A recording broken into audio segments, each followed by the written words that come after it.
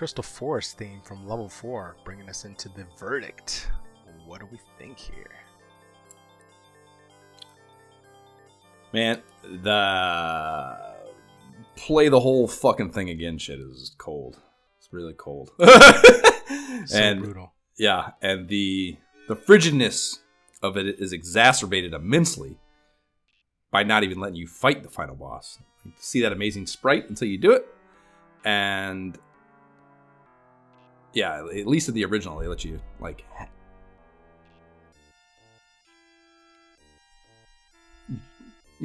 it's a lot of time and effort and a lot of fucking difficulty to just give you nothing at the end of it. It's tough, man. That's a really tough decision. And as much as I hate that, it's no accident. It's a design decision. Like I said, it's very close anyways to the exact same thing. Making you play the game twice, 2 installments now. It's part of the game franchise. And just because I tell someone to go fuck themselves, and I absolutely am telling Capcom to go fuck themselves, it does not mean they have to listen to me. They can stand their ground and say, no, you go fuck yourself. This is the game we're making, and you deal with it, little gamer bitch. And that's admirable artistry, and I'm going to begrudgingly support it and commend them for it. And outside of that, man, this is a great game. And, I did not do the research of hearing that it was Game of the Year in so many venues or from so many reviewers and such, but it makes total fucking sense to me. The graphics and the music are absolutely awesome. Like the sprite art is up there with the best on the Genesis. And I mean that moving forward. Like what we're going to see over the next fucking... the Genesis hangs around to like 95 or something, 94, like 95. 96. So another 5 years of development on this system. And I think it hangs in there. If it doesn't, it might be, period, the best we're going to see. Specifically in this genre, or not specifically, but especially in this genre.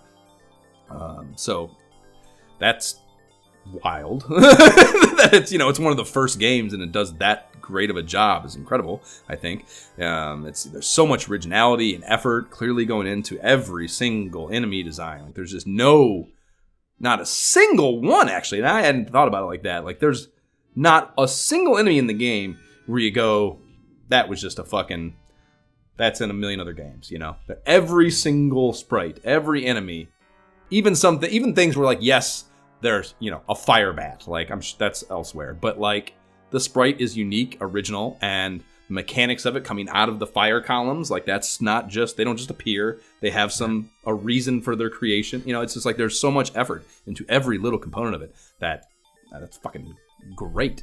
And the control mechanics are not my favorite. That jump thing fucking sucks. But just as the play it twice shit, that is consistent with the first game. That's in there too. So like that's intended. They know it's there. They want it to be that way. They built a game around it. They imposed difficulties that exploit it. Like it's all, what do you call that? Intelligent design, So I don't, as much as I might find it frustrating, that doesn't mean it's bad. It just means I can't do it, or whatever, I guess probably a lot of people can't do it, but still it's intentional, and that is hard to criticize.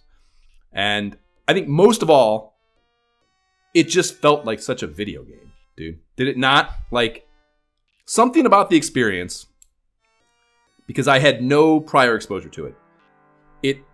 Playing the game on my fucking laptop, with granted original controller, but still not on a Sega Genesis, not on a CRT, in fucking Florida, like, at age fucking 40, like, it put me in front of a CRT at Christmas 92. It made me feel like I did when I was first being blown away by what this system was capable of projecting onto a fucking TV. Like, it gave me that feeling.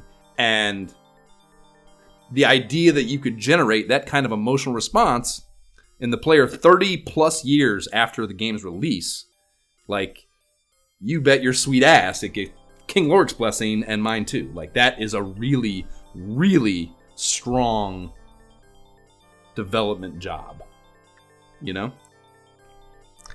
Strong words indeed. Indeed. Yeah, I mean, I see your point. I get your point, 100%.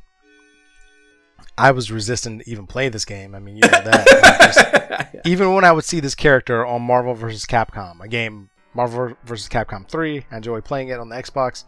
Whenever I see Arthur in that game, I'm just like, why would I want to be this nerdy dude in a freaking old school knight costume with a freaking lance? Like, it looks corny. I don't want to play the game. I don't want to play the game he's from.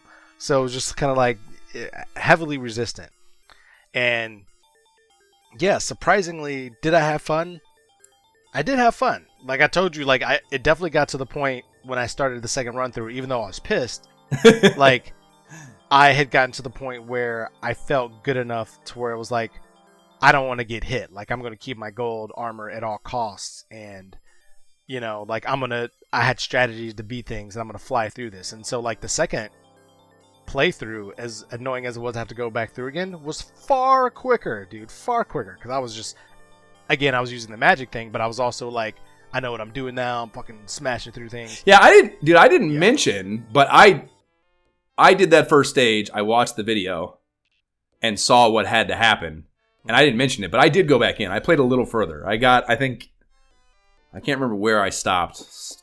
Late stage 2, maybe I got to 3. I don't think so. I think it was late stage 2. So I played it a little more, and it was hard, and I died, and I was like, fuck this. And just, you know, got out of my life. But yeah, it I guess what I'm getting at there is the satisfaction of being better at it was very satisfying. Like I said, even that first stage, I could immediately tell it was better, and that felt good. And that is a strong thing, too, I think.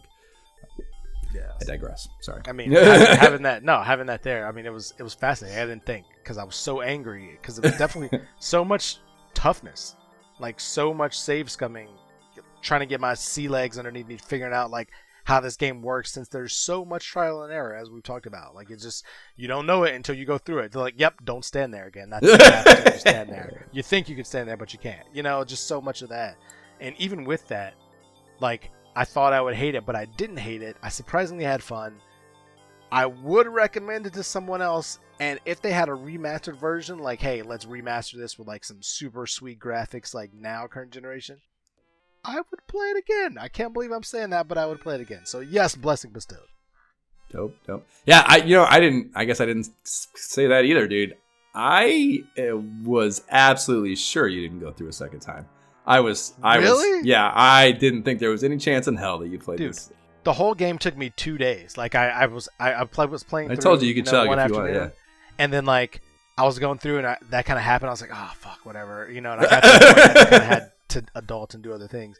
But then like the next day, like yeah, I just got into a zone. Once you kind of get going with the controls, where you're just locked in. It's like nope, I know what jump, keep going, like just lock in and focus. And I was like, wow, this okay. All right. Surprisingly. Such a video game. A video game. Yeah. No, yeah, dude. Yeah. Very strong. It's always podcast is incredible in that regard that it forces you into these situations. Because, yeah, man, I have so much love for the Genesis. And I know that it's a blind spot, that pre-Sonic era. And, like, the fact that there's games in there that just, I could fucking lived 30 years without... knowing about is fucking just so crazy to me. And this is one of them. Wow. Can't believe I played this game. Good game. Recommend it. Yes. Fire it up.